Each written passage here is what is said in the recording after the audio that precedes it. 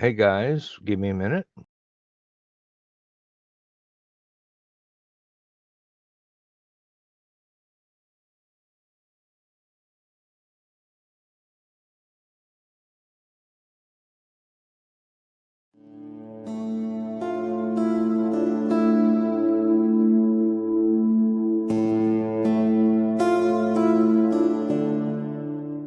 Time to do some sketchy shit. Doo-dah, doo-dah. Hope I get away with it. Oh, da doo-dah day.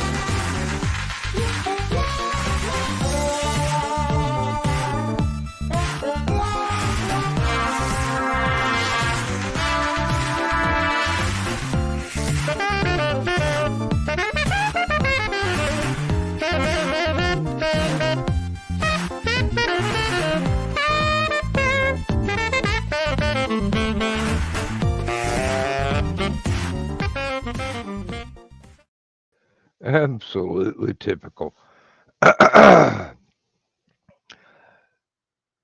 Joe Dog forgot he scheduled Last Man Standing for an hour after the opening of Stupid O'Clock, which he'd cut down from 2 hours to 90 minutes earlier this year. And we're just sitting over there happily playing MapQuest with John. And I looked up and I go, ooh, I better check my channel because I remember what time got posted on the little message that Joe Dog sent, and popped into my channel here and looked and goes, oh, it's showtime. You're late. Um, so we made an early end to Stupid O'Clock, and John was just here a minute ago. And I guess it's going to be another short one because Carl's gone to bed. Donna has gone to bed. Um, I don't know. I guess Thesis it's still early enough for Thesis to be awake, but then again, he may be occupied with something that occupies him, um, or taking the dog for a walk. It doesn't matter. We shall run for a little while, and if nobody shows up by 11:30, 11:45, something like that, we will just go ahead and pull the plug again. Um, yep, I'm probably going to wind up setting up a studio for what promises to be a cooking channel for me, because I've had enough people um, recipes and videos of me actually cooking outside on the cast iron stove or cooking on the barbecue grill or even cooking in the kitchen. Because, um, as you can tell, I have been raised all over the South, basically. And I had a lot of influence from both my grandmothers and my dad, um, my mom's brothers and sisters, my cousins, and my dad's aunts and uncles, who were all very good cooks. And one of Dad's aunts had a cast iron stove in her kitchen that was roughly about the same size as a Volkswagen microbus. And I used to, one of my chores was to help chop kindling wood for it and bring in buckets of coal and things like that. And she could cook on that cast iron stove meals you would not believe they were so good. Um, but she had, and she could even bake a cake in the oven on that thing. She knew exactly how much wood, exactly how much coal, exactly how hot it was supposed to be, and there wasn't even a meter. It was just right there. Oh, well, hello, strangers. Um, Yeah. I was just giving an introduction to what's going to be my cooking show outdoor, and I have, you know, those nice Alaskan ulu knives, the semicircular ones that Really?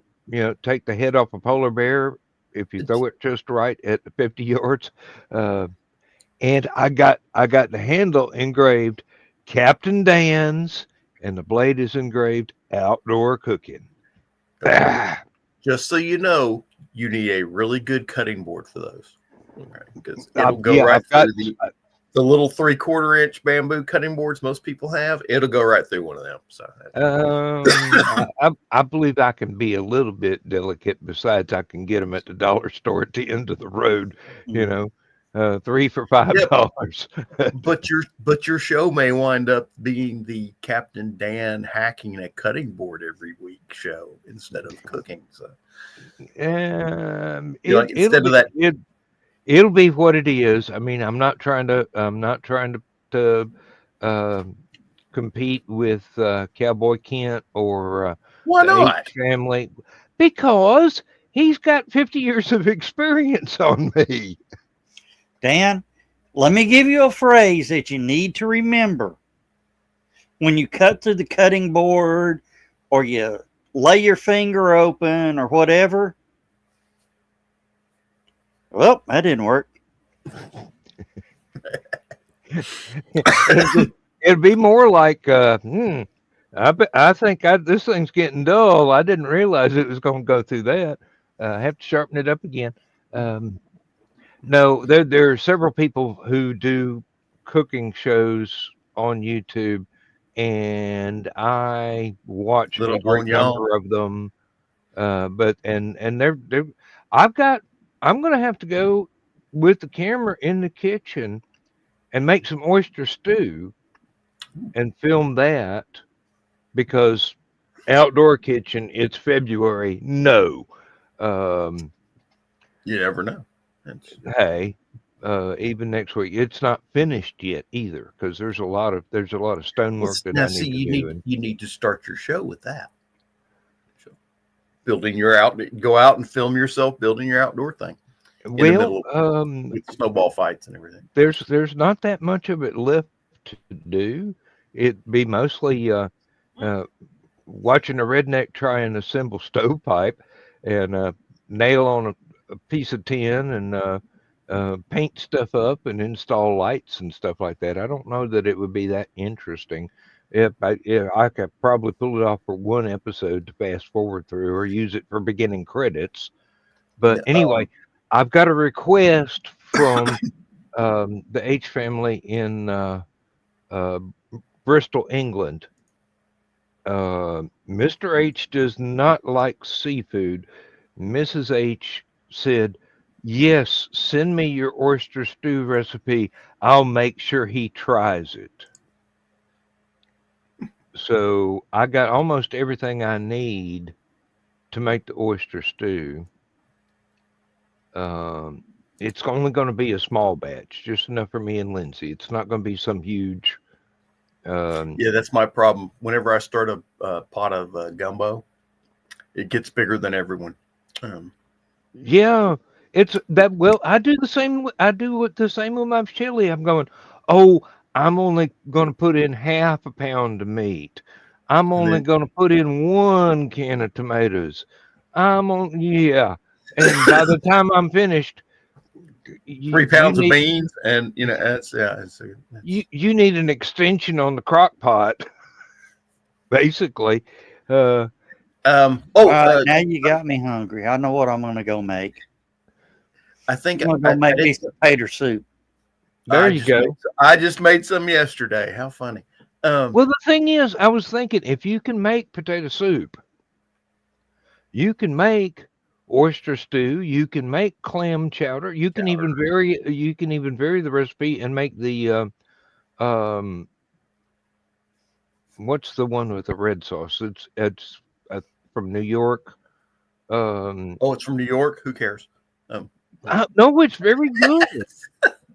I mean, for a clam chowder, it's very good. I've had it well, they several had that. What is it? New England. of Okay, it. New England is with the milk and cream, Yep. and then Manhattan clam chowder Manhattan style, is yes. which is I mean, It's a tomato-based clam chowder. yeah, And it's probably and got we'll stop talking about it at that.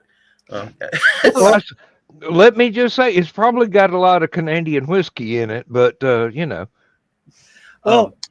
do you know what my potato soup consists of? potatoes. The 68-cent can of cream of potato soup from Walmart into the bowl. I don't add water. I put bacon bits, chives, pepper, and one handful of grated Colby Jack and cheddar. mm, 2 minutes in the microwave, stir it up, ready to go.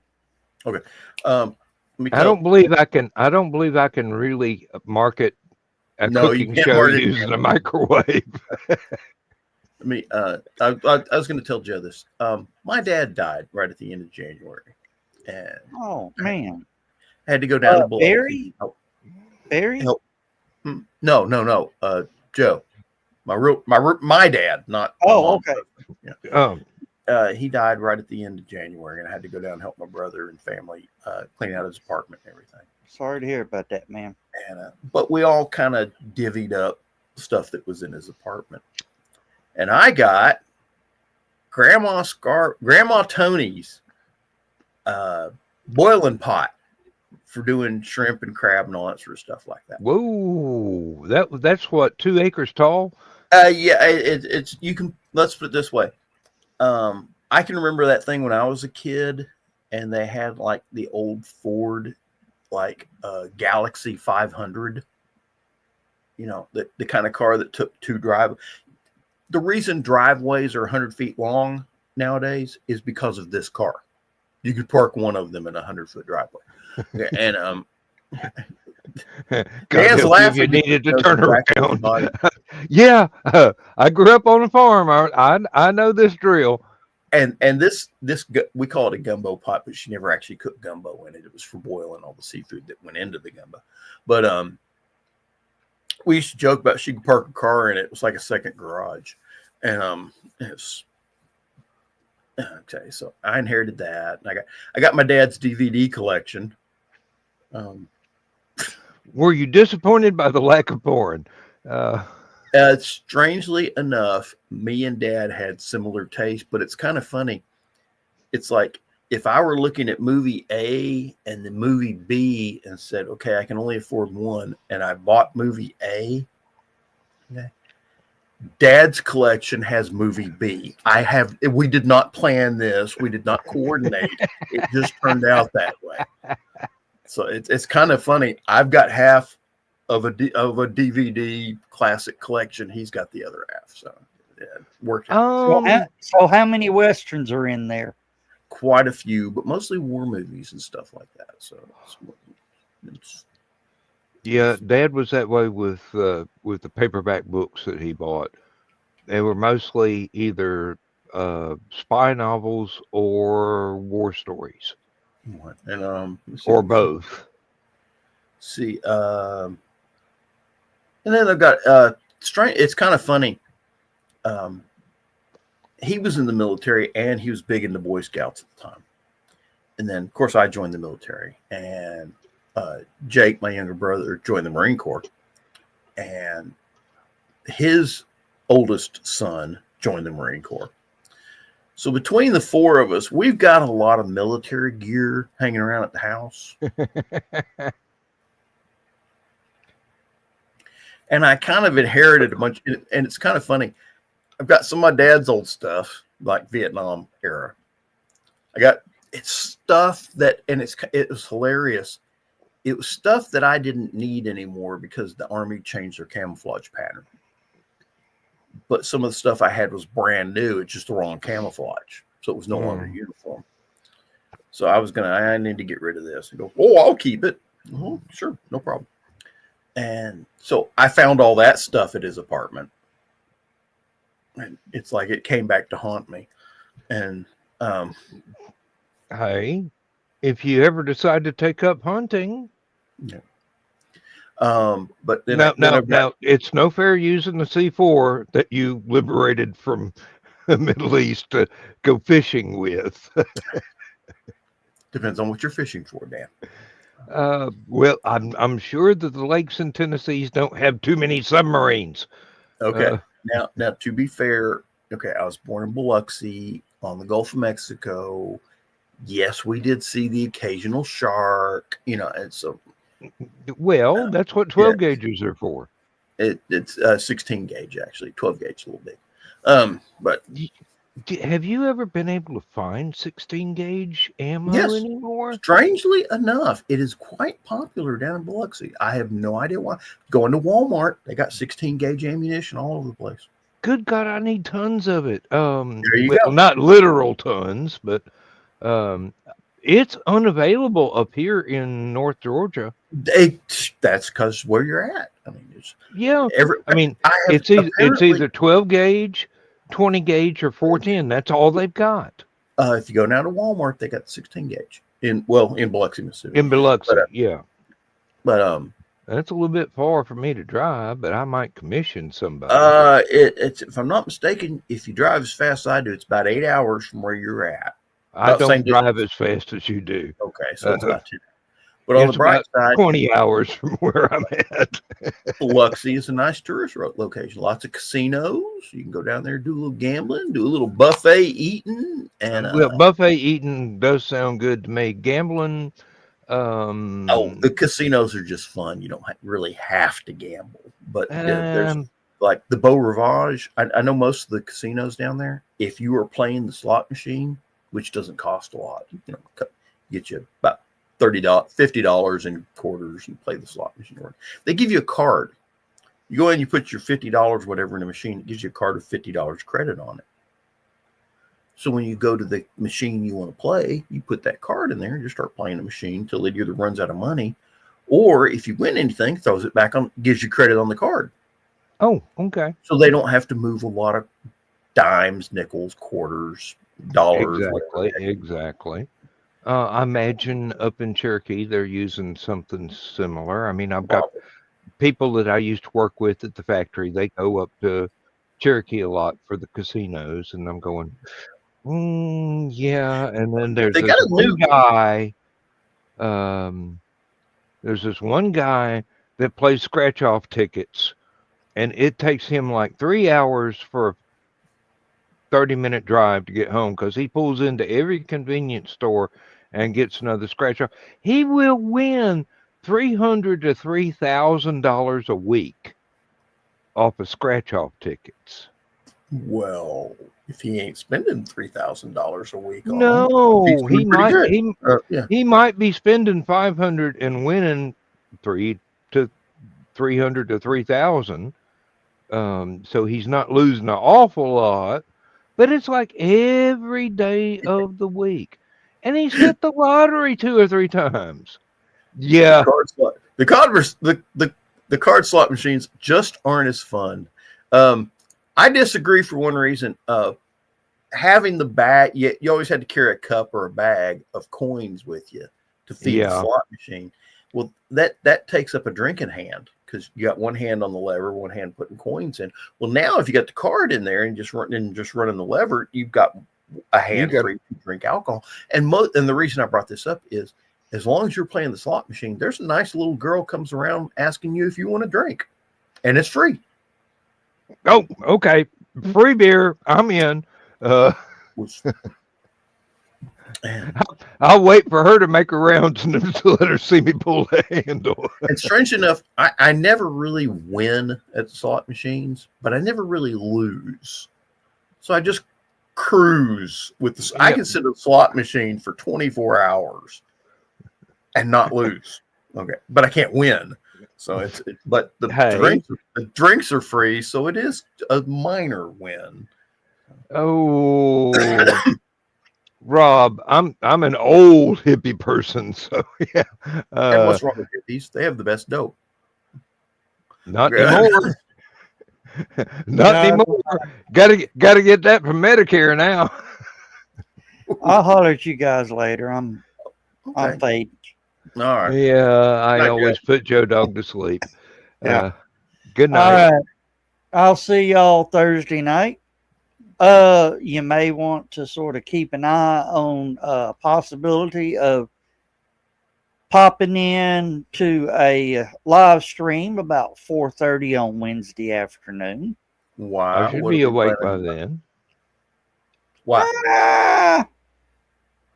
Would that be a special announcement about something that we are all 3 of us quite fond of? No. Okay. But there could be some explosive results. What are you going to Taco Bell? Well, it's clear that Megan's not going to cook it, so it's got to be something Joe Dog going to make. Yeah. No, it's a lot of stainless steel that could go boom. Okay. Oh, okay. You bought stock in Frigidaire. No. Yeah. Okay. We'll holler at y'all later, guys. Good night. Night, Joe. Yes, I want to leave the studio. Got to click it 3 times. Damn it. And even then it hesitates.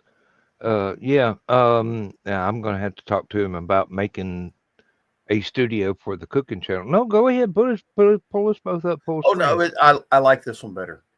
Oh, you do? Okay. Yeah. Well, let me show you. It's too close. It's just like, ooh. You've never complained about that before. Well, that if I do this, we can't see your TARDIS. Oh, well, by all means, yeah. Actually, there is a TARDIS waiting to be put together in the front yard. I've already unpacked the box and made sure that the blueprints and the assembly instructions are very, very well protected. I am very disappointed that IKEA never has not got one that you can buy. TARDIS full size as a gardening shed. Hey, probably shovels. they can't. Probably they can't swing the licensing fee. Because that bird feed. How come they can't? The people doing Doctor Who could make a fortune licensing things like bird feeders with seed feeders with Yeah, well, there are people.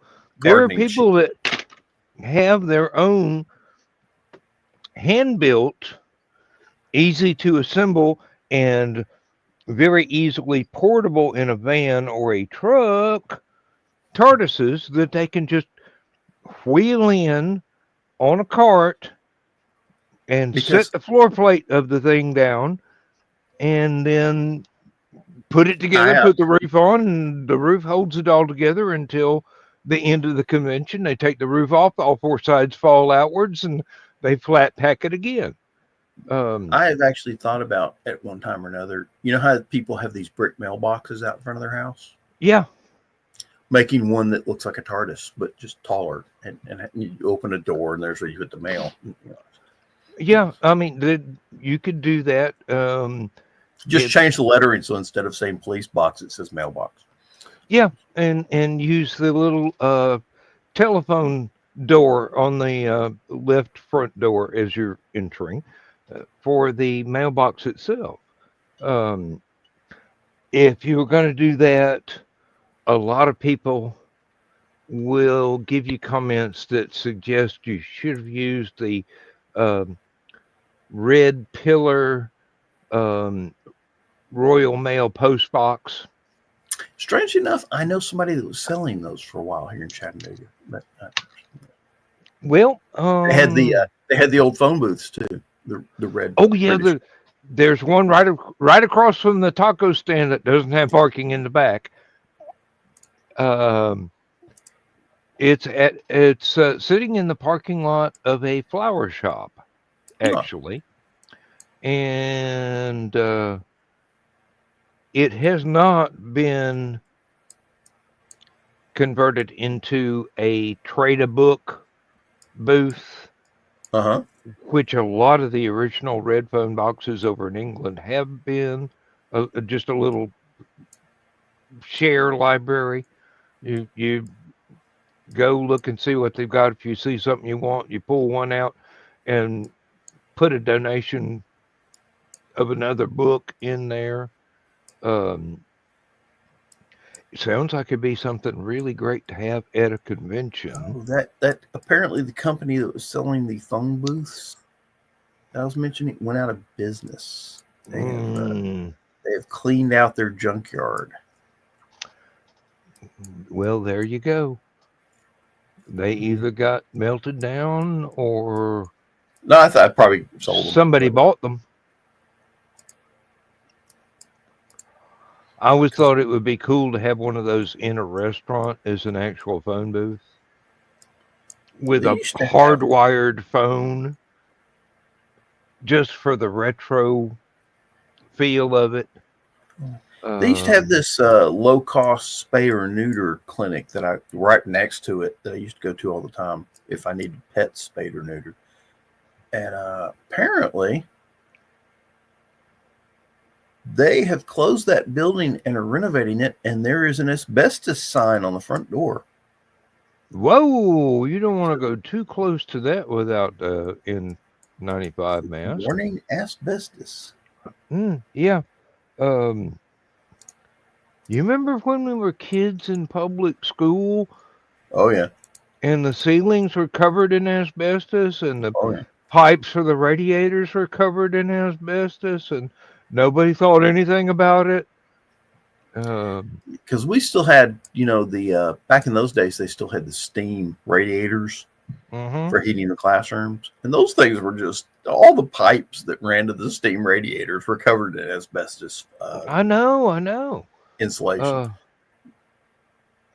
And actually, schools were pretty freaking warm. They were walking death traps that we didn't know about, but they were warm. And when there's 3 foot of snow on the ground, that's a fair trade. It might kill you, it might not. Just don't play with the insulation on the pipes. And naturally, people would carve their initials into it, or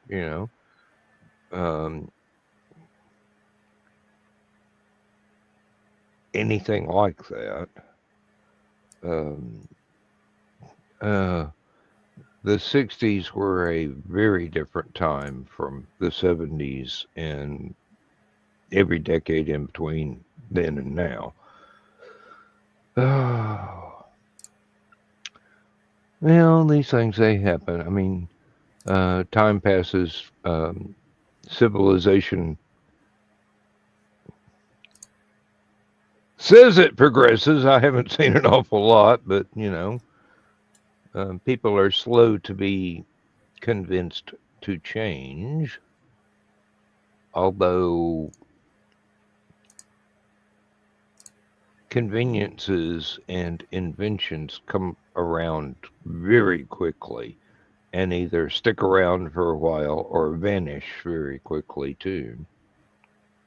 I mean, they used to have a concept for a nuclear powered car that you'd only have to refuel about every 2 or 3 years.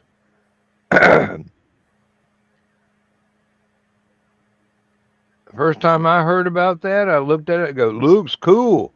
Wouldn't want to be in a wreck in one. Teddy worked at Oak Ridge. I know about this stuff. Uh, some of his badges still glow in the dark. Oh, that reminds me. I've got to make sure Mama went through his chest drawers and threw out all that uh, headache and whatnot medication he got from the on the job pharmacies out there. Some of that stuff was military grade uh, headache pills. And I imagine enough time has passed since the 1950s and 60s that it really needs to be disposed of carefully. Some of that shit might explode. Uh, I was telling folks last night in the green room about the 3 underwater nuclear reactors there at Oak Ridge that you can go visit, and you got a catwalk across it. One of them has somebody's tennis shoe that fell in it back long ages ago, and people without sufficient education ask why nobody has tried to retrieve the tennis shoe from outside a glow-in-the-dark nuclear reactor. And even as a child, I'm standing there listening to one of the stupidest questions I've ever heard in my life. And I'm going, because it's sitting next to a nuclear reactor. You can see the Cherenkov radiation. It glows in the dark. You bring that up, you're going to kill a whole bunch of people unless you bring it up in a lead bag to start with. There is a class of diver called nuclear safety divers that are specifically trained for diving in nuclear reactors to do repairs and stuff in those kind of water, open water reactors. I do not want to pay any of their insurance bills. Good Lord. That sounds like one of the most hazardous jobs that's ever been invented. That'd be pretty much like, was there ever a rank in the Army that was basically a landmine tester? Yes, I know. The private you didn't like. Walk over there. Now walk back. Don't sound safe to me.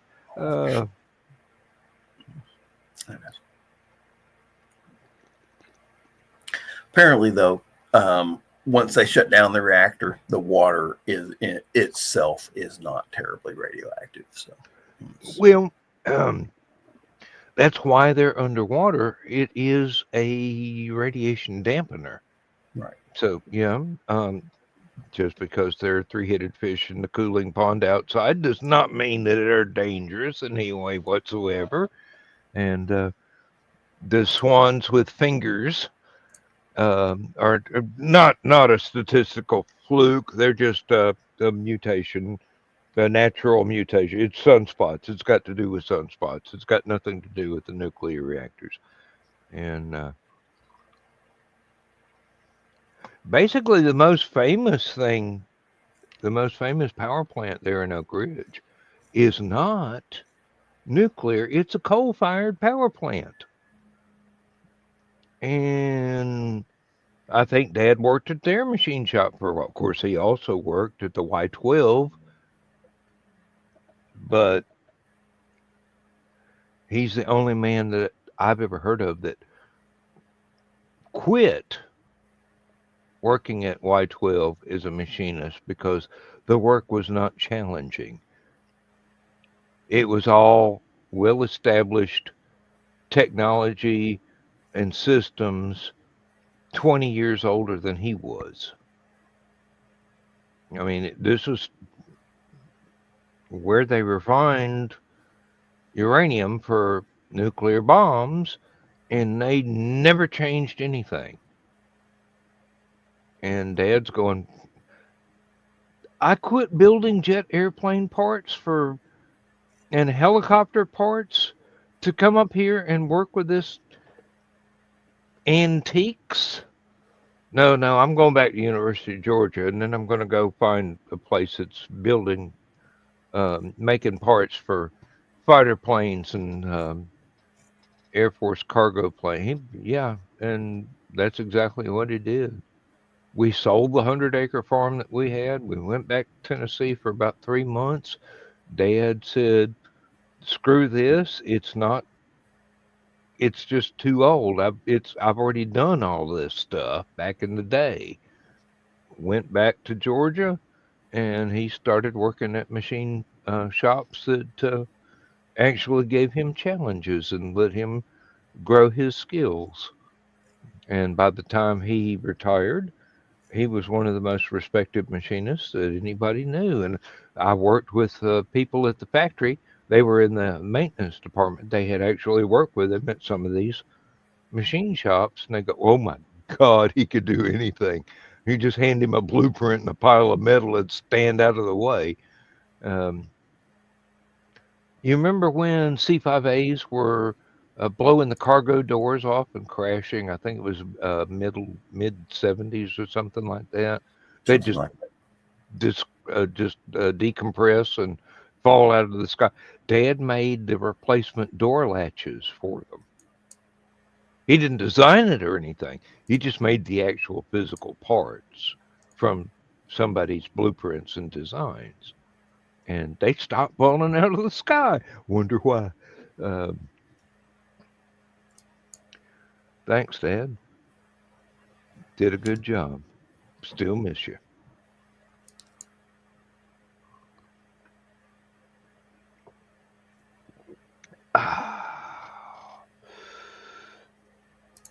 Yeah, I pause for breath. You can say something anytime now, John. Uh,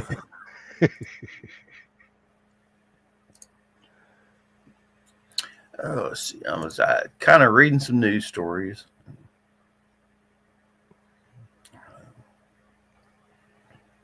Of course, the big news, I think, is the big news outside. Apparently, they're trying to do peace talks with Russia and Ukraine to end the war in Ukraine, and nobody seems to like the idea of peace talks. The Ukrainians don't like what's being said. The Americans don't like what's being said. The Russians don't like being said. And the Europeans are pissed off because they're kind of being left out of it. It's like business as usual, I suppose. Pretty much. It sounds like Vietnam all over again to me. You're going to have to blow up the Russian equivalent of the Ho Chi Minh Trail before you're going to get anybody to actually sit down and get serious about this.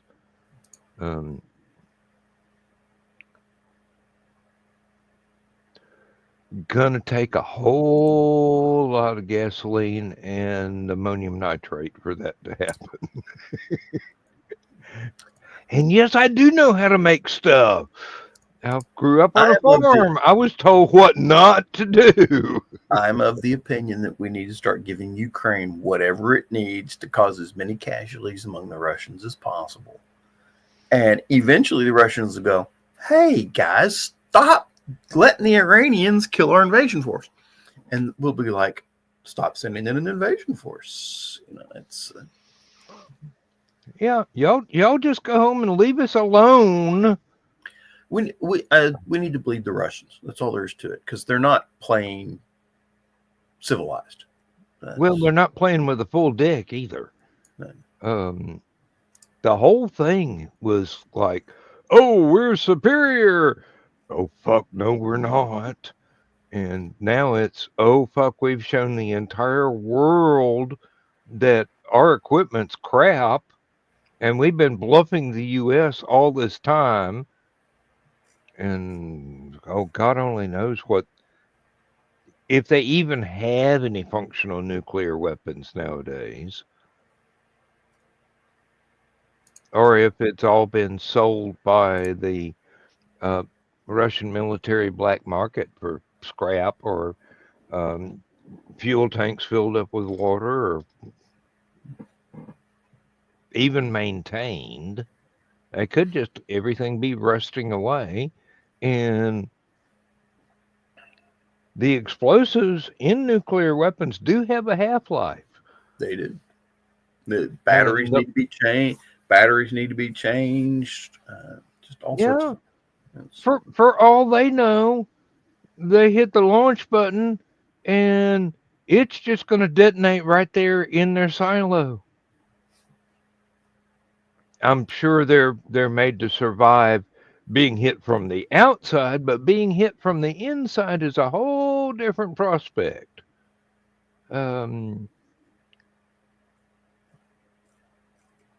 I wonder where that manhole cover is now. You know that story, don't you? Drilled a big hole in the ground, put a nuclear weapon in it to test it. Put a big concrete pad with a very oversized version of a manhole cover in it. Detonated the nuke. Had to do it again so they could put a high-speed camera on it.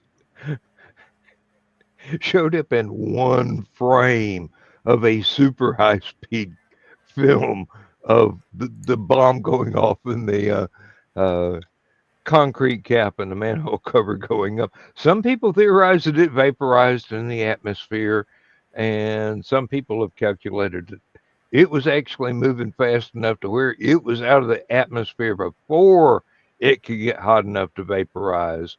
And all I'm going is, one of these days we're going to get a lawsuit from some alien planet about hitting them with a damn manhole cover, moving it like half the speed of light. I know it wouldn't be going that fast, but good grief.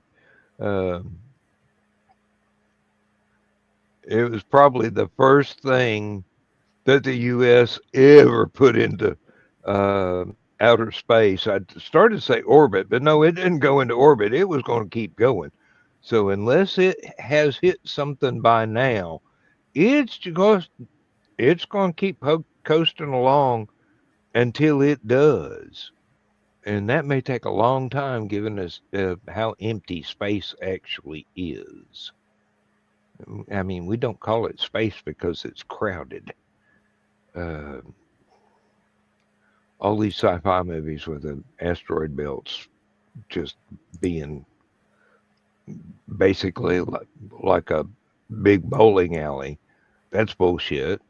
They're so far apart that it takes millions of years for two of them to run into each other. And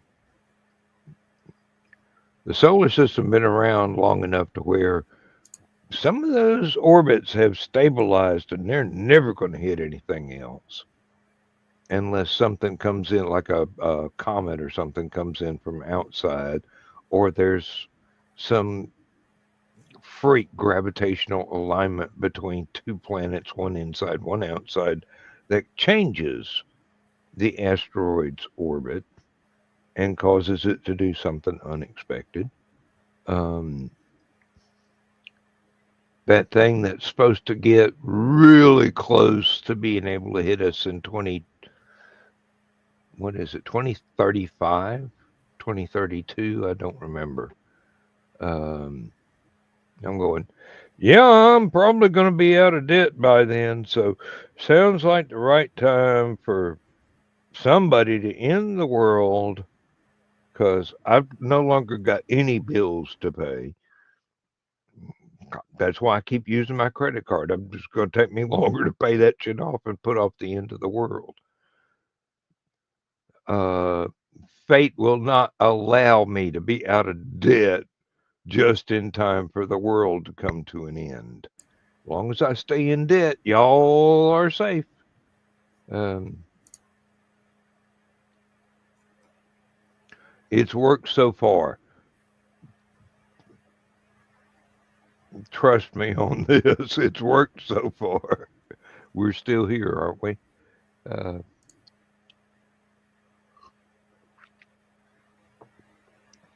yeah, orbital track's on it so far, and really we haven't. We've just discovered it last year. We've only got a few observational points to plot the orbit and speed and everything on. It's not enough yet, but it's moving behind the sun right now, or getting close to. When it comes out from the other side, we'll be able to keep on observing it and getting data points and plotting that orbit more and more precisely. We'll be able to tell whether or not it's actually going to pass between us and our moon, which is basically only 250,000 miles away on average, or if it's going to graze the atmosphere, or it's going to be someplace totally safe. There's something they call, I think it's a orbital keyhole. If something passes through that point at that particular time, whatever's in the vicinity, the gravity of those things is going to change the orbit, maybe even minutely, but could either aim it well away from us forever or aim it towards us or aim it so it's just a near miss, which George Carlin was absolutely right. It's not a near miss, it's a near hit. And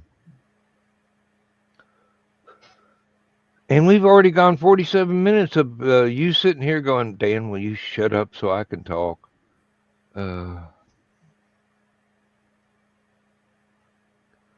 I've been doing so many shows by myself here lately.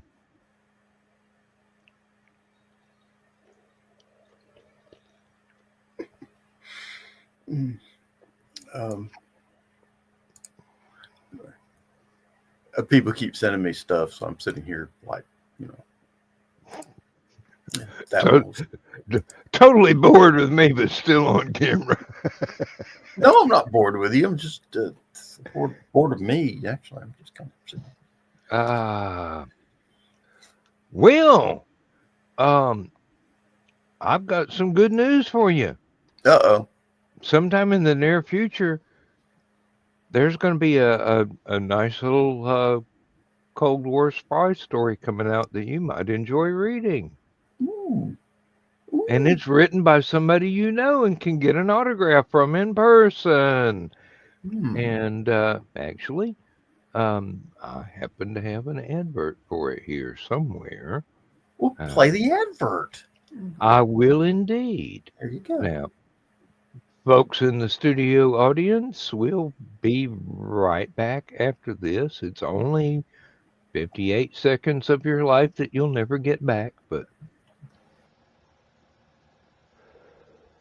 in the early days of the Korean War, an underage boy ran away from his family's farm in West Virginia to join the Army. He quickly transferred to the Air Corps and became a fighter pilot. Somehow, he became useful to several alphabet agencies, so he was recruited to help them during the Cold War. Eventually, he got tired of being a spy and tried to retire. Fate had other ideas. These are some of the early adventures of Captain Tom Darby of the U.S. Army Air Corps. From before that fateful night He rode his motorcycle around a curve too fast on a back road in rural Georgia and accidentally began a new life entirely. There we go. I tried to get it about 30 seconds, but there was no way. I can't shut up for 30 seconds. Little critique. Yes, Your voice needs to be louder. The music needs to be softer. I can do that. It's a fairly easy edit, About actually. about 15% both ways. Drop the music volume by about 15%. Bring your voice up by about 15%. So. Well, that version of the music recording, I yanked the slides on the music way down. And believe me, through headphones, it sounds a whole lot different than it does through these Bluetooth headphones, which don't have any bass response, or through my good headphones that music sounds great in that I use for mixing my music. But yes, I agree. The voice needs to be a little bit louder. I don't know about 15%, but And deeper. I can't go any deeper on my voice. It's my voice. Well, I mean, yeah, for a minute I could pretend I'm talking to a pretty girl and have the voice sound like Barry White, but it's not going to last a whole minute. I guarantee you. But no, I don't have the faintest idea when the book is actually going to be released. The edits are finished. Everything is approved. The cover has been approved. The back cover blurb has been approved. So we're just waiting on a slot in the publisher's schedule to push the button, and there it is. Now, I got to warn folks that are used to reading my stuff. There's more violence and it's a spy story. You got to expect the spy to get laid every once in a while. Well, I mean, he's not James Bond. He's not skirt chasing. poor Most spy. I mean, most of the time it's lady spies going, "Will you quit and just take your pants off? I'm tired of waiting." Damn gentlemen. If you'll excuse me, I'm going to go work on another case of coronavirus. There you go. Oh, yeah, folks. It'll be called A Disposable Man. It'll be out sometime soonish, not under my control. I do hope that a lot of people think it's worthwhile. Yes, it's the prequel to Abducted. So when the final paragraph of Disposable Man is the first paragraph of Abducted, the two stories flow seamlessly together. I thought when I wrote Abducted it was going to be a one-off. It was going to be the only appearance of Tom Darby, but he kept turning up in other stories that I wrote later, and the character kept evolving and getting more complicated. And there were a lot of things that I discovered from writing all of this and writing another book that is ready to be edited, and it's already been submitted to the publisher and accepted. It just has to be edited and proofread and stuff like that. The character has grown and evolved into a whole lot more than I had originally intended, which is why when we published Abducted, I was able to go back in and change stuff to make references to things that I had already written in other stories that was much further character development for Tom Darby. Um,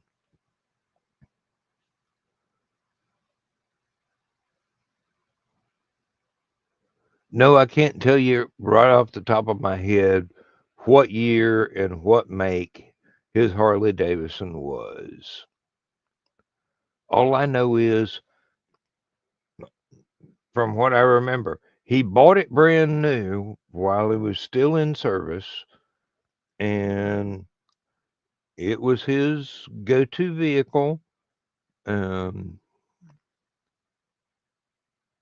Wound up with an old pickup truck that he got secondhand from somewhere, and that was his backup basically.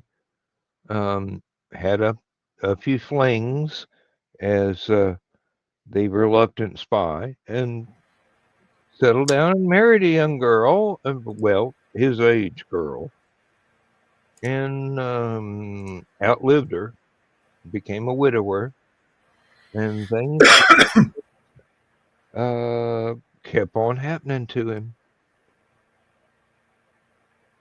time and time again. And yes, I did say that phrase on purpose. You'll have to wait till I write more.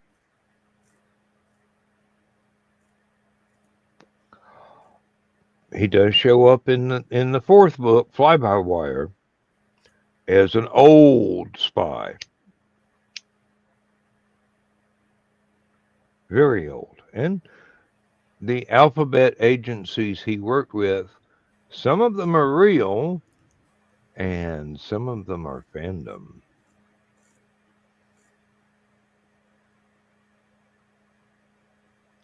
You'll have to take a deep dive to figure out which ones are which fandom.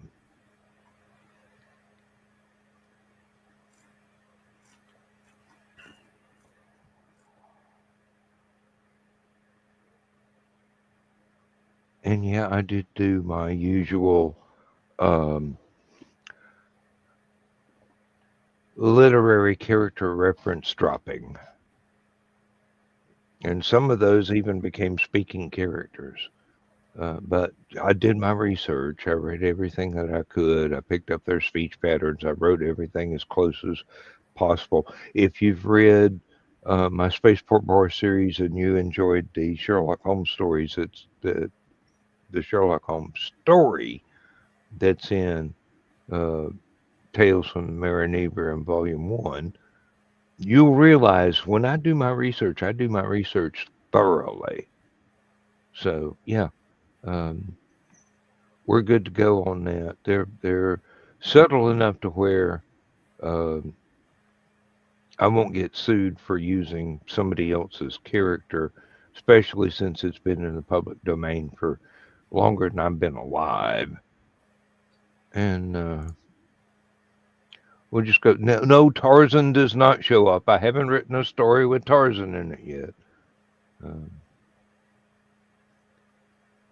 Just one of his cousins.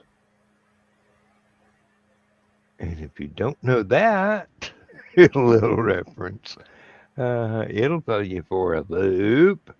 You'll have to read Philip Jose Farmer's work and to acquaint you with the Wold Newton family and who's in that. Oh, wow. Actually, there are 2 or 3 cousins of. Oh, and the man himself is in Fly by Wire. And so is. Well, I shouldn't say that. That gives entirely too much away. Besides, it's just a low level speaking part. It's not a upfront acting character. It's just someone in the internet chat room in the background, so to speak. And there's a murder mystery in Fly by Wire that I didn't realize that I wrote, and then it's solved in the sequel. That'll probably wind up just being the last chapter of Fly by Wire, the novel. And it'd be 80,000 freaking words. Never written anything that long before in one story. That news, and I borrowed a lot of concepts from earlier writers. I mean, some of the structure is similar to Bram Stoker's Dracula, in which parts of it are letters home and to main characters. Part of it is action scenes. Part of it is, descri- describing the tech. I'm always happy when I get to design machinery in a story and tell it in a way that makes it actually sound plausible. Oh, I used to work at an ice rink for a while, Mm. running a Zamboni. Mm. And somebody sent me this, and it's hilarious. The slowest murder weapon ever. Apparently, at the ice rink overnight, somebody, as they were closing the ice rink, dropped their cell phone on the ice skating rink. And the next morning, the heat from the battery and everything on the cell phone, it had slowly sunk into the ice. So when they came into Zamboni, the ice rink, the next morning, there is a big pink cell phone under the ice. And they didn't bother to pick it up, did they? There's nothing, I mean, that's, other than chipping a big damn hole in the ice, yeah, there's nothing they can really do about it. Because apparently I'm looking at the picture and it looks like it made it all the way down to the base cooling layer. Yeah, they've kind of got it looks like corrugated fiberglass, clear corrugated fiberglass with the cooling elements underneath it. And it looks like it's sitting right on top of that. So if you try and chip it out, you're probably going to break the damn ice skating rink. And you don't want to lose 150 gallons of flipping glycol antifreeze, which, Yeah, basically you got to get out there with a one of those torches you burn weeds out of your driveway with, and just melt the ice slowly and carefully till you can reach into the warm puddle and pick up the cell phone. But then again, it's an ice skating rink. They're just going to run the Zamboni across it, and one of the people playing hockey is going to use it for a marker. I will go ahead. I'm going to share that to Stupid O'Clock. That sounds like a good thing to share. Because it's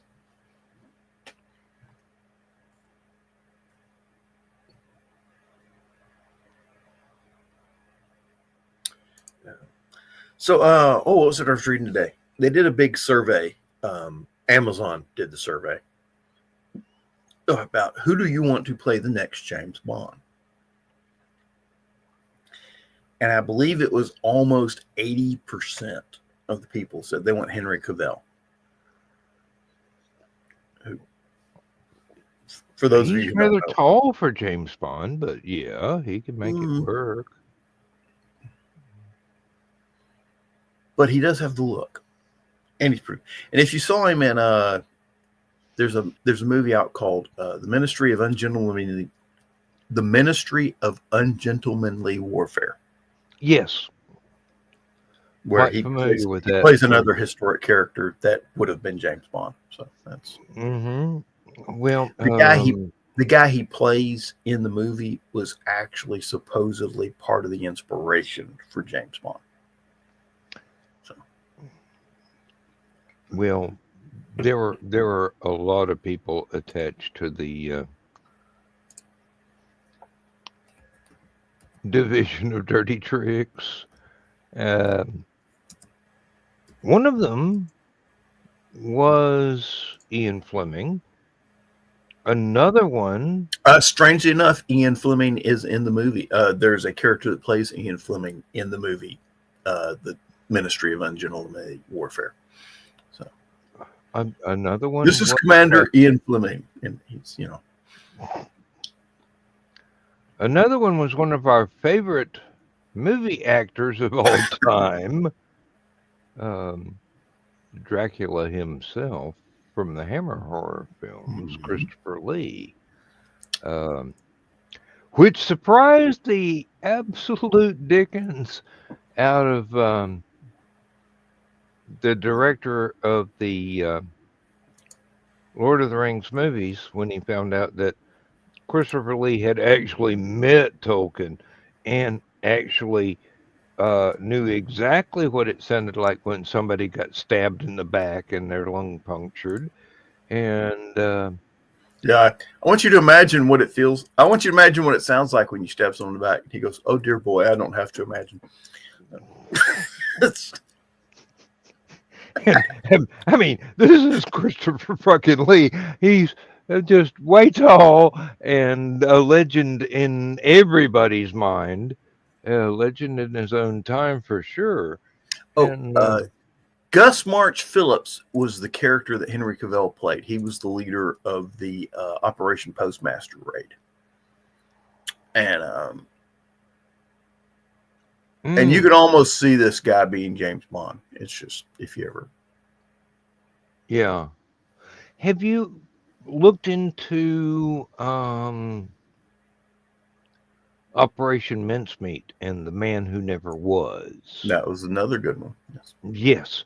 I've got the early condensed version and the later highly expanded, giving much more away because that war was a long time ago by the time the expanded version came out. Yeah. I think one of my favorite scenes, just because it's something I could actually see myself doing from the Ministry of Ungentlemanly Warfare, it's when they're clearing the harbor defenses. And he's dressed as a German officer, sort of. And his buddy is dressed as a German soldier. And they're walking around. They're carrying Sten Mark IIs. Now, if you're not familiar with Sten Mark II, that's the special operations variant. It was much better than the Sten Mark I. And it was integrally suppressed. It had a built-in suppressor. Okay. So they're walking down through and they're just like chatting in German, and they'll walk past some Germans. And every time they see his officer's hat and coat, they'll snap to attention. And so they walk by, they're just like, and just kill two people, walk on to the next two, just steadily walking along the shoreline. Like, you really had no reason to break stride. We're not cleaning up the bodies. No. We learned that from the little Korean guy. Okay, literary reference dropped in again. I've done it probably the fourth time tonight. Yeah.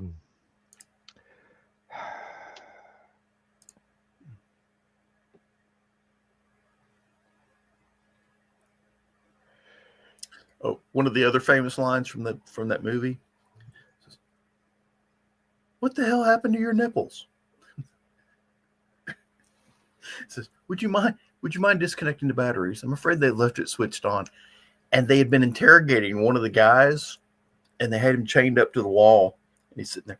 And they've got electrical clamps attached to his nipples.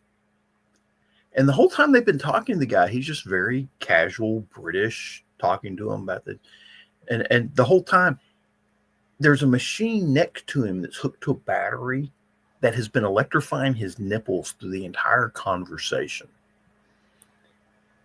And his nipples are bleeding from the electrical. And he's got the. And one of the guys walks in, looks at him, and goes, "What the hell is wrong with your nipples?" Oh, I'm afraid they left the battery connected. Everybody looks over at the little electrical machine that's all lit up. You wouldn't mind disconnecting the battery, would you?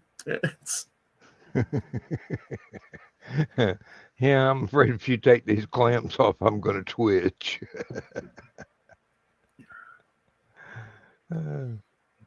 Oh, on the other hand, leave it on for another 10, 15 minutes. I'm beginning to enjoy it. uh, good Lord. One of the parts when they rescued him, a guy looks at him, reaches into his pocket, pulls out a pair of glasses, says, "I bought you a spare pair of glasses. I thought you might need them." He goes, "Awfully thoughtful of you, old boy."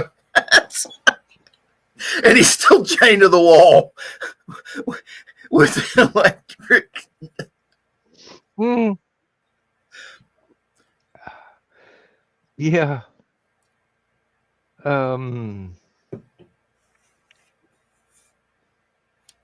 A part I love is this big Swedish guy that they got. He's called the Swedish Hammer.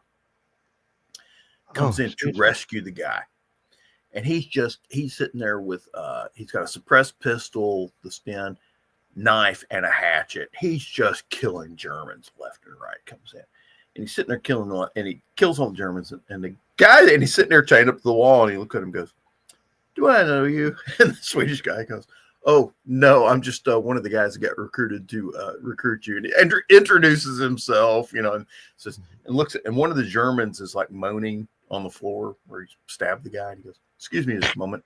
Whips out a knife, goes over, cuts the guy's heart out, comes back. It's Thought you might like a snack. No, thank you. I prefer cooked meat. One of the other commandos comes running in the room. He goes, "Is that a human heart?" He goes, "Yes, I collect them."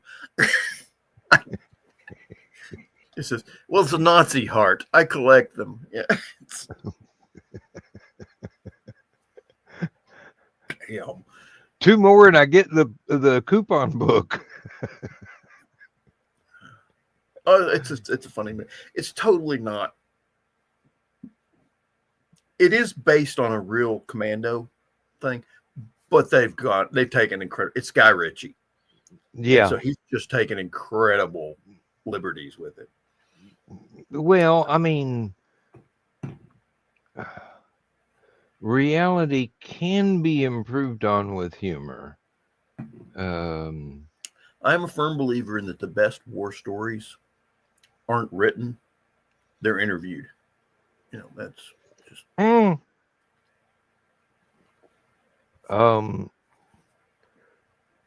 That Electrician just did one that featured. It was all about one of the very, very first Green Berets ever, and called him the godfather of the Green Berets. And basically, everybody's trying to live up to this guy. And it's like, was that Merrill? I'm not sure. Colonel, I can't remember if he was Captain or Colonel Merrill, Major Merrill. He got promoted so many damn times on one mission. It's not even funny. I think he retired as a full general, but I mean, when you retire, they kind of have a way of bumping your rank up a bit. They were working in Burma, and the guy was so hardcore. He kept pushing his guys, and he pushed them into taking this airfield, going through all this jungle and over mountains and just all this sort. He pushed them so hard he had a heart attack himself, and they wound up medevac. He did not quit until they medevaced him. So that was. Well, he wasn't too happy about that either. No. That's the same guy I just saw the video about. But it's on the Fat Electrician channel. I just saw it yesterday or day before yesterday, so it's brand new. And if anybody knows Nick the Fat Electrician as a YouTube channel, he's a fantastic storyteller, and he does his research thoroughly. I mean, if he says something, it may be funny, but there's reality in there. I can't remember his name. I want to say Joseph Merrill, but I know that's not right. Anyway, Merrill, who was in charge, they named the unit after Merrill's Marauders. And he worked directly under Vinegar Joe Stilwell, which General Stilwell was the guy in charge of Burma. and he was a very no nonsense general, which is how he got his nickname Vinegar Joe. Was Let me see if I can look that up. I know it's in my subscribe channels. But yeah, just keep going. I just got to scroll down here. well, no, but they had a very bad habit of, it was one of those units that the Japanese would say, okay, we don't have to worry about this area because there's no way a human being, especially an American, could make it from here to there and attack us. And Merrill's Marauders would show up and attack them there. Exactly. Yeah. It's like, I thought you said nobody could make it through that. Well, we didn't think about it. Evidently, we were just a little bit premature on that statement. You know, all the best commando missions that you've ever heard of usually involve the commandos figuring out a route to get to the enemy that the enemy didn't think a human being could use. You look at the Devil's Brigade, where they climbed up that 600-foot cliff behind the Germans because it was a sheer cliff and the Germans didn't think anybody could climb it. So they didn't have any guards back there. And next thing they knew, they had an entire brigade sitting behind them on top of this hill. I'm going to go ahead and post the link. It was uploaded 2 days ago. So let's see if this works. No, that's the Do we have a wrong link here button. for Stupid O'Clock, just out of curiosity? What do you mean for Stupid O'Clock? I mean, it's Hang on a minute. already too late for Rob. Oh, there you go. Yep. There's a permanent link for Stupid O'Clock. But I'd have to go back to the studio. No, I've got it right here. I've got it right here, don't I? Well, if I post it in comments so that everybody can find all this stuff we're talking about. Well, I posted the one, and the guy's name was Billy Waugh, the Godfather of the Green Berets. Really? And it does actually have a little bit of footage of interviews with him when he's, really old enough to have been retired. But basically, he hunted Bin Laden. He helped overthrow Gaddafi. And just kept going. Hunted down Carlos the Jackal, the assassin, and just kept on going and kept on going and kept on going. He was 90 something when he went on his last military mission, and he started off as a very young man, and just nobody could get him to quit. And every once in a while, he'd get a phone call going, we kind of need your help. So, yeah, I highly recommend that link. That's Nick the Fat Electrician on his channel on YouTube. It's definitely, his channel is worth paying attention to because he's, like I said, he's a really good storyteller. He talks like a Marine Corps medic should talk. I mean, sounds almost exactly like the kind of stuff that I would say or my coworkers would say at the factory.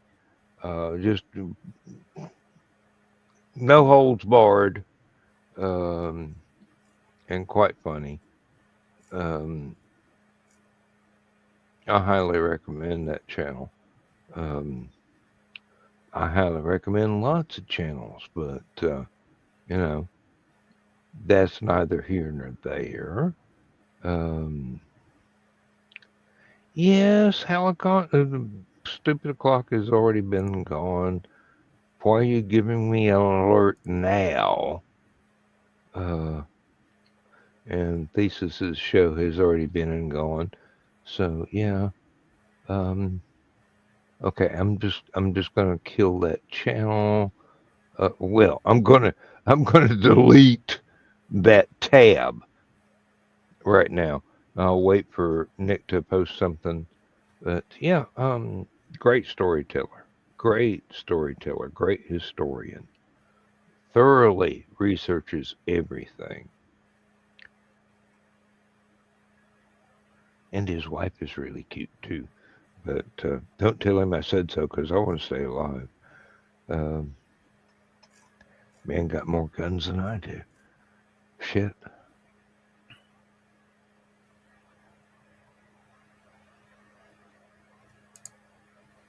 I just had a thought. I don't know how much serious putty that a Marine Corps medic can accumulate in a lifetime from picking patients' pockets. Could be more than I want to worry about. We're all gonna die. We should have stayed in Lilliput. I can't do that voice as well as I used to when I was younger.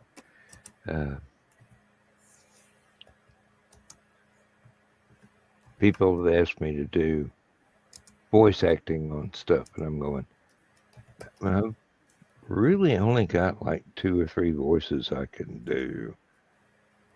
How many variations do you need?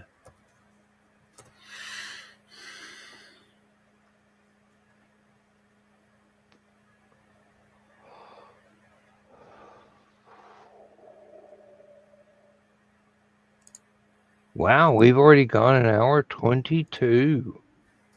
Really? Yeah, and thank you for sticking around with me, John. It's nice to have company. Well, it's you or banana pudding, and you're marginally more interesting than banana pudding. I'll take that as a compliment. Not Yeah. majorly, but I mean the banana pudding is calling. So. Hey, I'm definitely not more interesting than eating banana pudding, but I'm definitely more interesting than cooking banana pudding. Okay, now wait a minute. To be fair, it is the simple 4-ingredient banana pudding. It is not the more extensive. Like I said, I had to go buy Cool Whip to make the banana pudding. Okay. You're not making the meringue from scratch. Exactly. Mhm. There is the banana pudding where you make your own pudding and make your own meringue. Okay. The problem is you have to have eggs for that. And right now, eggs are $100 a piece. And I just really can't afford to do banana pudding that way. I went grocery shopping today. I saw the price of eggs. And my wife is very, very picky about eggs. I told you my father died. Yes. So we had to go down. We had to go down and clean out his apartment. And while I'm cleaning out his apartment, he had a dozen eggs from Walmart that had not been used at all. They were still good. Yeah, if they'd been used, they wouldn't be in the fridge. You never know. He was a bachelor, so yeah. But the thing is, a dozen eggs. I mean, a whole dozen. Not what I'm saying is it wasn't missing any. It was a whole dozen. Yeah. So and they were still within date and everything. So I'm good. So I brought them home with me in the cooler, and of course, looking at the price of eggs, that may be my inheritance right there. So it's worth a buck of a lot more than his pension is right now. Oh, actually, he had a couple pretty good pensions, but I'm not worried about that stuff. I'm letting my brother take care of it because he has kids and I don't. So that I mean, needs to stay in that side of the family kind of thing. Yeah.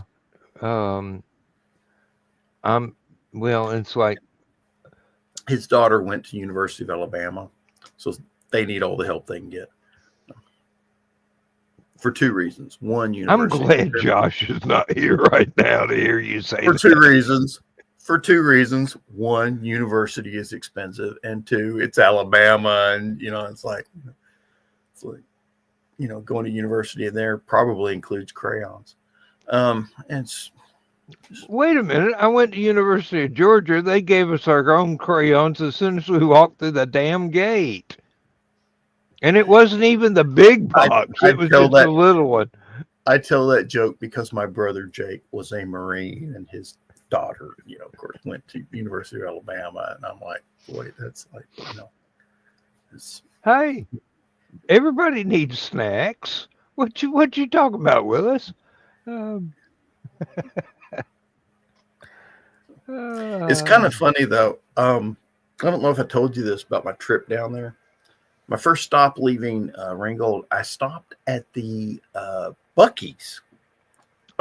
Yes, in Calhoun to get gas and fill up my tank.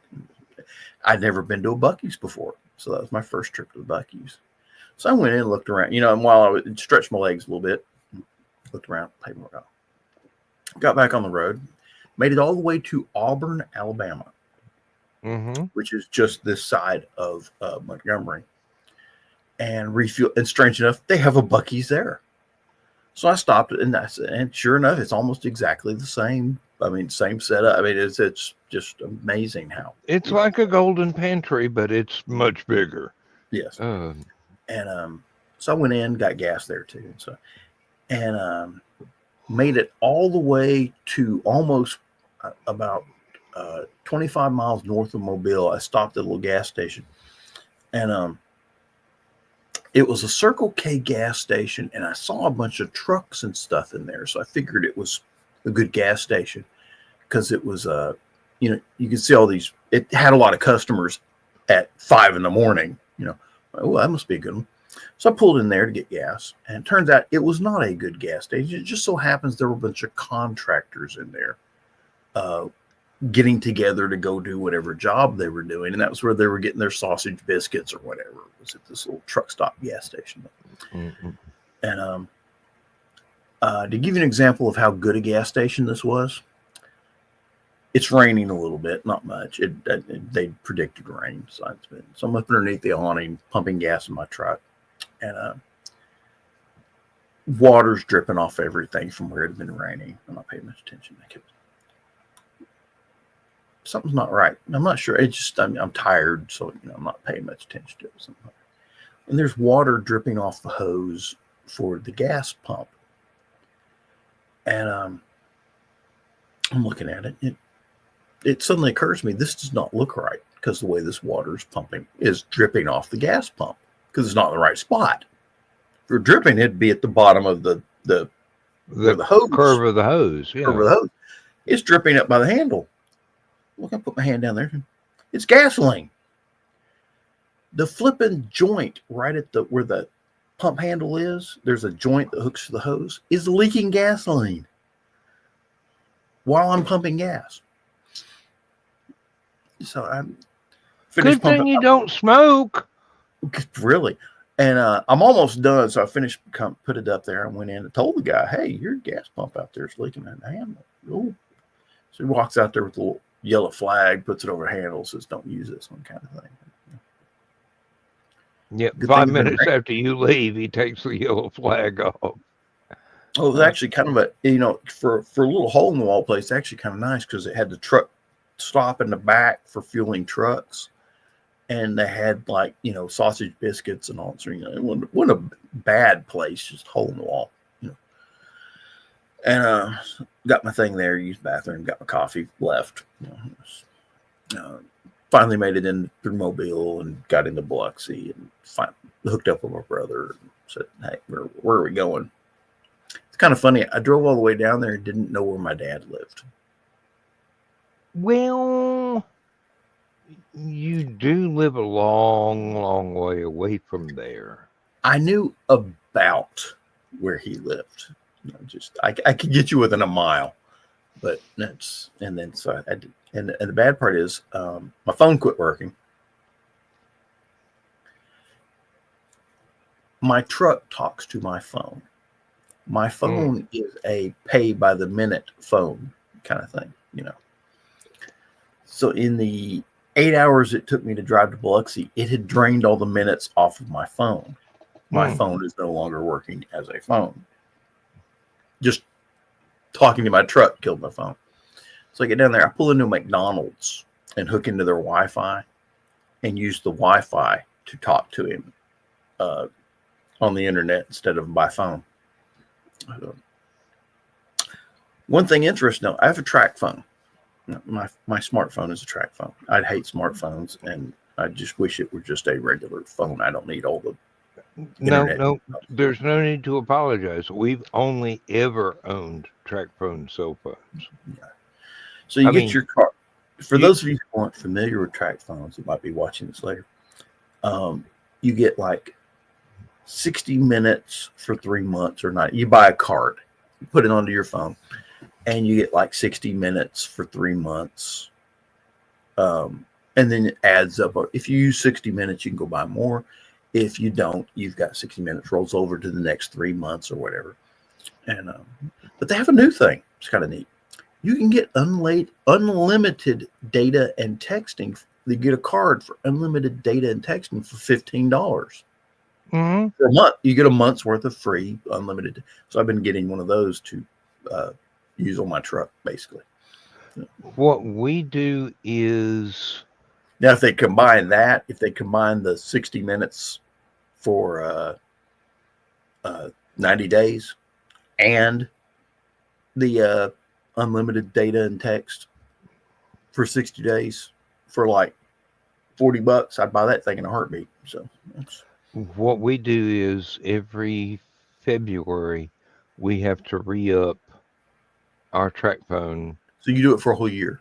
We do it for a whole year. It's $200 per phone, unlimited text, unlimited data, unlimited phone use. And we walk into various stores and people trying to sell us iPhones and things like that go, how much you pay per cell phone every year? And I look up at them and I go, $200 a year. And they go, have a nice day, because they can't beat that price. And basically, I'll tell them flat out, it's unlimited phone usage, unlimited text, unlimited data. And basically, my wife and I just text each other. She uses it a lot for loading up coupons to go to a grocery store. So we get flash the store loyalty card and we get automatic deals on automatic coupons, electronic coupons on things. Saved us $40 off of almost a $300 grocery bill today. It came out to about $280, $290 because we had that shopping cart. I could just barely push that thing. I was thinking we should have got one each, honey. And we've still got other stuff we want to stock up on because the situation today being what it is might be a lot of hustle and bustle and stuff rising prices beyond what most people can afford to pay. But yeah, that's the link to Nick the Fat Electrician's episode of Mr. Wah, who was as the title of the episode suggests. I'm trying to figure out how to click on the damn thing without making it a show banner. How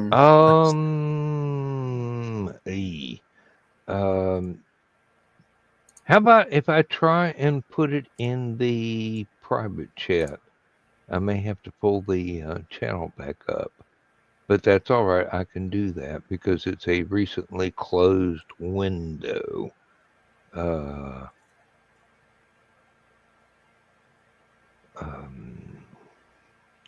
Yeah, I'll copy that.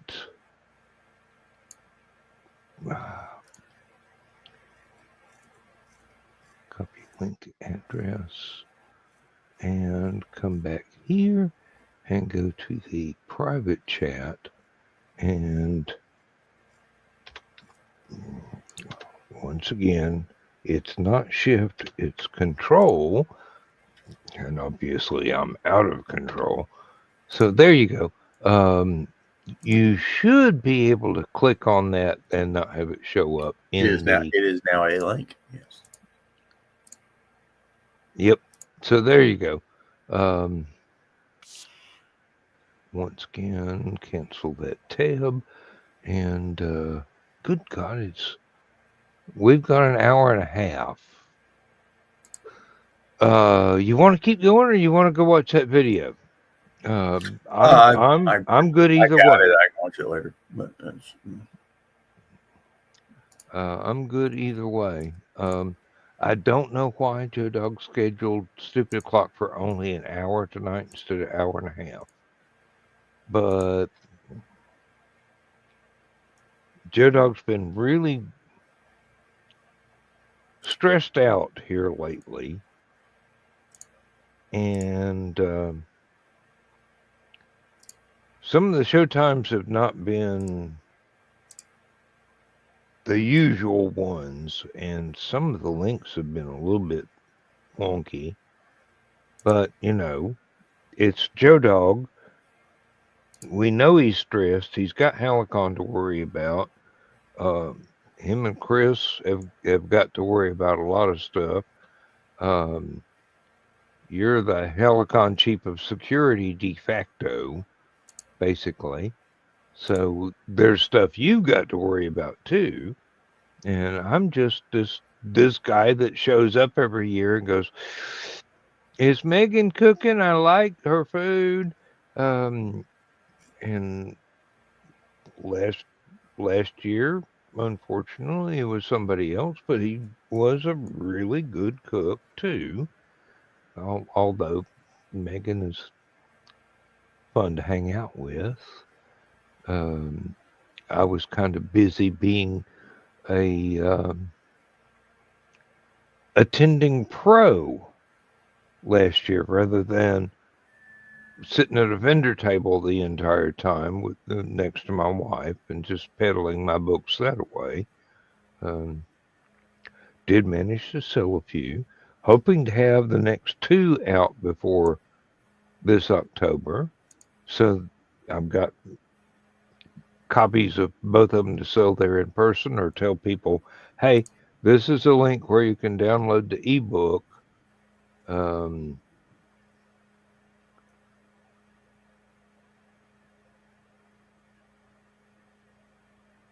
Either way, I get paid. I mean, seriously. The more downloads there are, the more physical copies get sold, the bigger my royalty check is. And so far, my royalty checks aren't big enough to declare on my income taxes every year. My CPA looks at that and go, dude, those are rookie numbers. You've got to build those up. And now I'm retired. That'll be my only income besides pension payments and Social Security. And that's all right. I managed to make some wise financial choices over the previous 5 years, and I'm not in very much debt at all. And I have paid off several credit cards and taken pairs of scissors to them so that they never get a charge on them again, and had those accounts canceled. And the house is paid for, the cars are paid for. The last 4 cars I bought,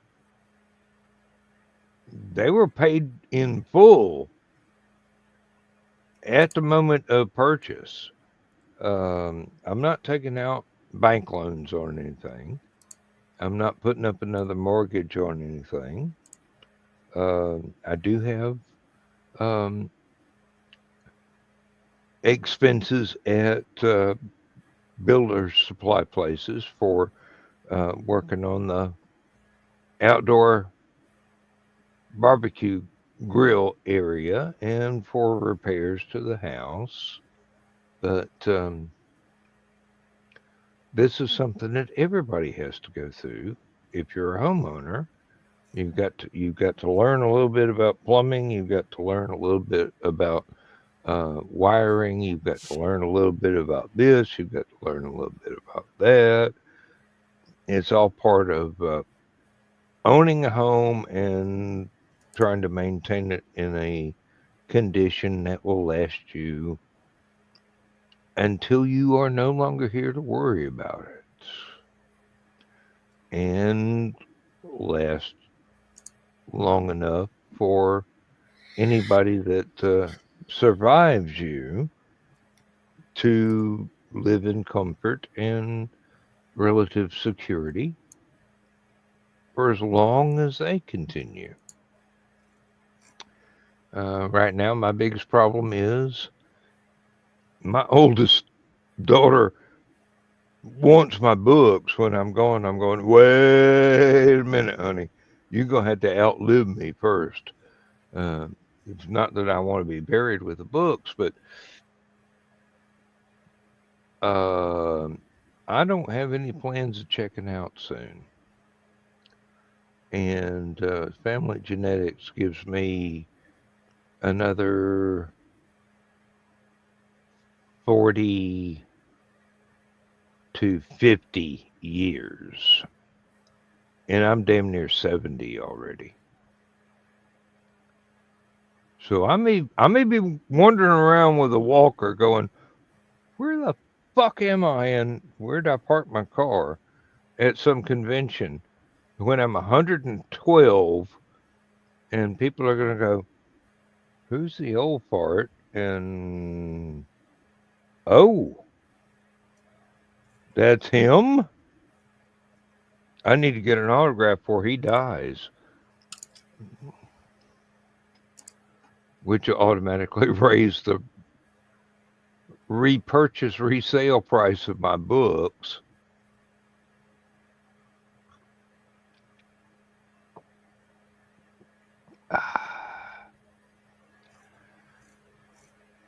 Vendor Suite is kind of fun. It really is. People come to you and you can tell them what you're all about, and they can decide whether or not they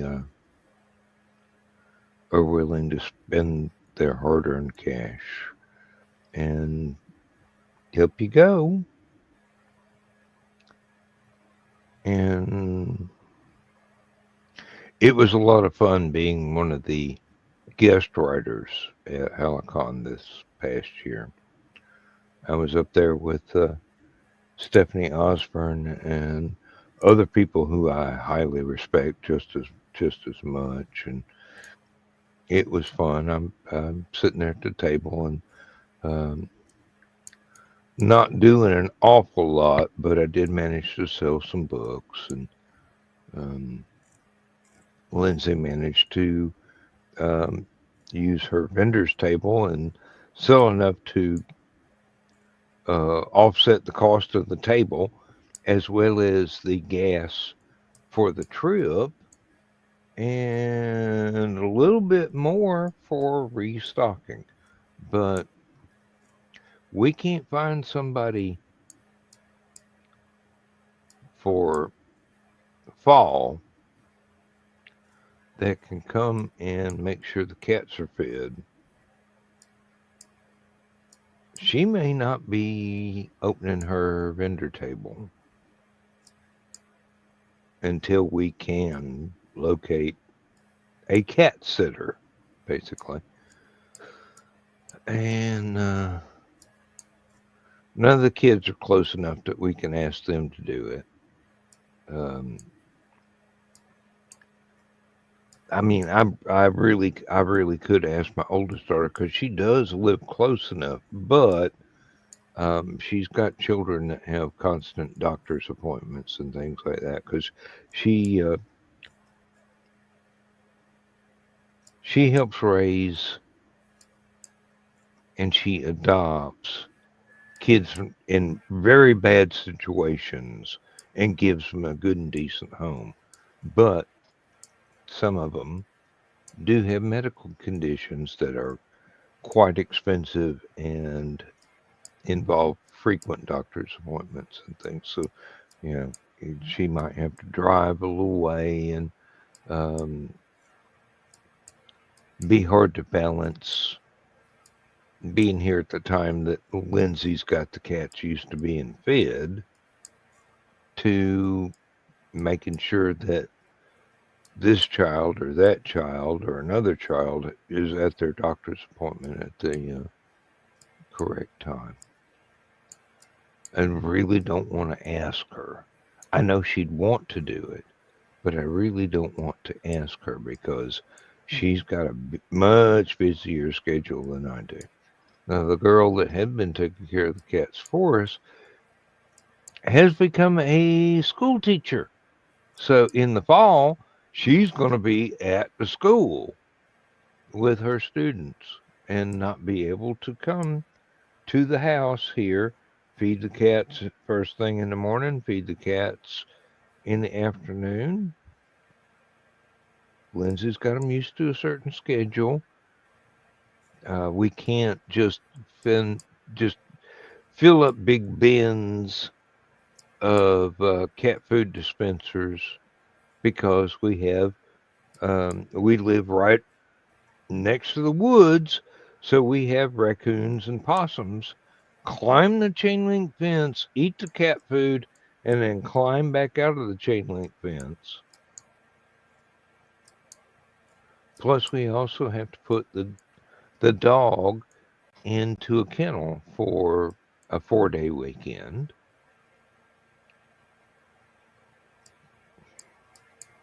I don't mind the expense. I can definitely afford it. It's just Lindsay worries so much. I mean, she just, when it comes to children and animals, she just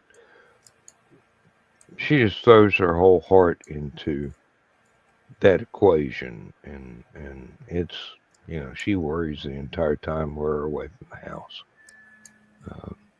She's got actually nothing to worry about, but she worries anyway.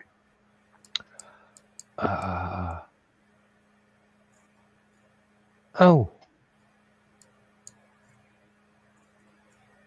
we're getting right on up to 2 hours now. Got about 12 minutes.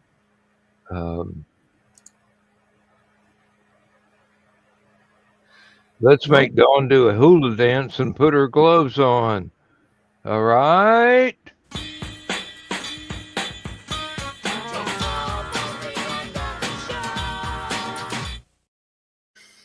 Now Carl's going to giggle when he hears that tomorrow.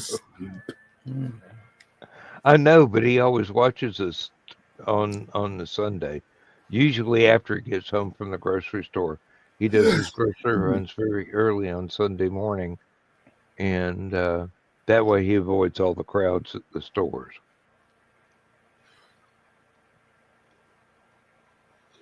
Yeah. Go make some banana pudding. So. Go right ahead. I'm going to write down my recipe for oyster stew tomorrow, since I have the cook pot for soups free and clear. Yeah, Lindsay made some made some ham and bean soup, and she emptied it out into another bowl, and I have been trying to demolish it all because it is absolutely excellent. But the big stew pot is empty now. And I probably wouldn't need it for the oyster stew. No more than I'm going to make. I could probably use a medium-size cook pan. But yeah, it's basically 2 cans of oysters, half a gallon of milk, stick of butter, salt, pepper, some diced celery, and some diced onions that have been browned in a frying pan. But I wondered what happened to you. I don't know what button I pushed, but it kicked me right out of StreamYard. Just, I thought you were going off to cook banana pudding, and I was fixing to wind things up and shut it down. no, I think I hit the caps lock button. Okay. If I disappear, you'll know what happened. I hit caps lock. So let's see here. Well, there are lots of keyboard Nope, that's not shortcuts. it. There are lots of keyboard shortcuts that will do things in the most unexpected ways at the most unexpected time. Let me try tab. I'm going to hit tab, see if it kicks me out here. No. It just gives you a diet soda that tastes like plastic. So maybe it just kicked me the heck out. All right, let's say goodnight to everybody then, since I'm still here. All right. Good night, everybody. Good night, everybody. We're going to run a couple of ads after John leaves. We're going to play the bedtime story. I'm going to get it as close to 2 hours as I can get it without going over. And yeah, you started at a weird time. That's why we're not at 2 hours yet. Okay. Yep, I did. I was already like 13 minutes into the hour when I realized that Joe Dog had not scheduled a 90-minute. You need to do your own schedule. You need to do your own schedule, young man. Hey, I may know how, but I'm not the boss. I just work here. Good night, everybody. Good night, John. Thank you for being with me. I really appreciate it. Good to be here.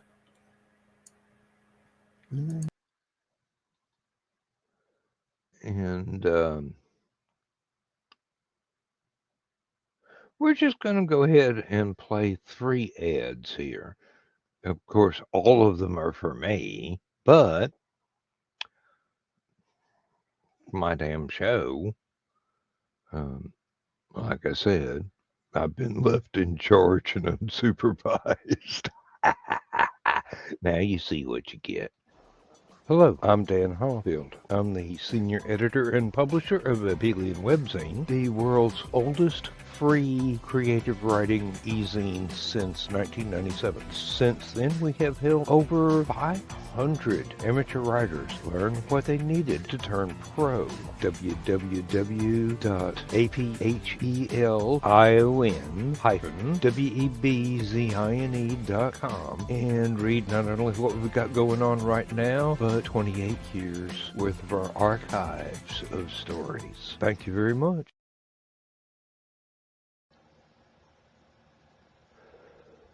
In the early days of the Korean War, an underage boy ran away from his family's farm in West Virginia to join the Army.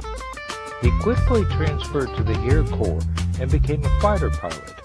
Somehow, he became useful to several alphabet agencies, so he was recruited to help them during the Cold War. Eventually, he got tired of being a spy and tried to retire. Fate had other ideas. These are some of the early adventures of Captain Tom Darby of the U.S. Army Air Corps. From before that fateful night, he rode his motorcycle around a curve too fast on a back road in rural Georgia and accidentally began a new life entirely.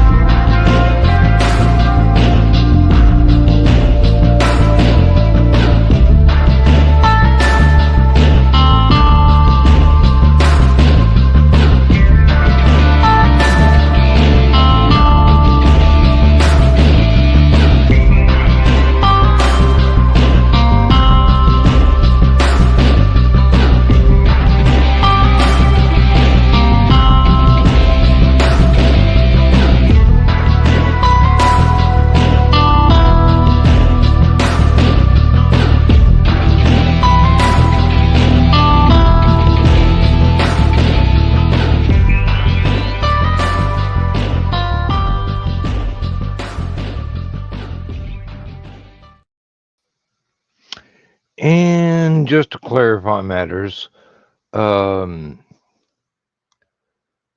Abducted was the first book that I wrote featuring Tom Darby, but Disposable Man actually happens earlier in Tom Darby's timeline. So once it's out, it'll seamlessly flow from one to the other. And there is more to come. There are other things that the publisher has accepted that we have yet to edit and finalize. Um, and then there are other stories that I need to finish, some of whom are in a totally different direction. I've never written a fantasy story before, but I'm in the middle of one. It's quite a challenge changing gears, basically shifting my paradigm without a clutch. But, writers do that all the time. Let's just say, as a hobby and an avocation, writing is quite a rewarding career.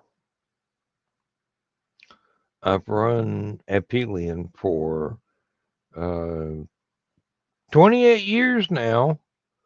We had a birthday in last week of January, so the first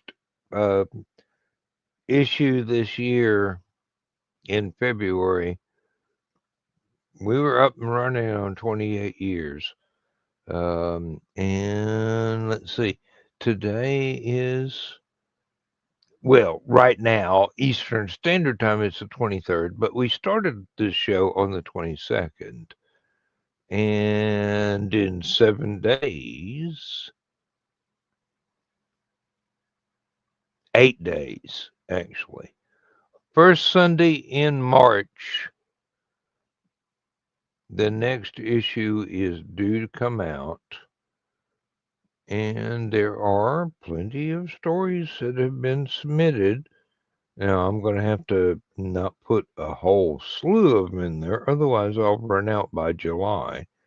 But 6, maybe 7, who knows? And they are good. I've already read them. I'm going to have to do the editing and get with the writers and if something needs to be rewritten, which is getting really rare these days because I get a lot of highly polished work. I don't have to do much of anything except HTML code the darn things and put them online. Well, let's run the outro. Go good guys. It's going to last about 3 minutes. Carl's not going to complain because we went on for 5 hours. And right now it's 2 hours and 20 seconds. So, hey, we're still doing good, but go Chris. I bet you're having to work late tonight. Go good guys for the bedtime story. See y'all Thursday night, and see y'all in audiences of several YouTube video channels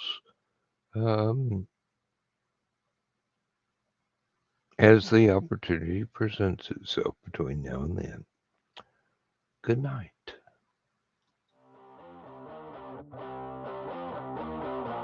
Transmission overload. System will shut down.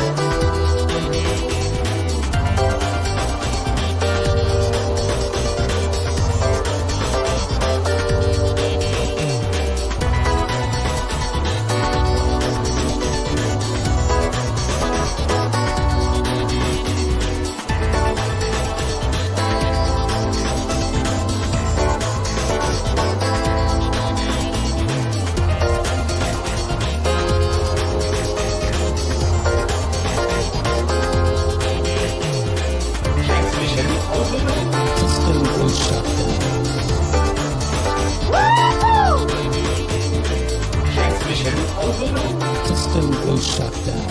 System was shut down. System was shut down.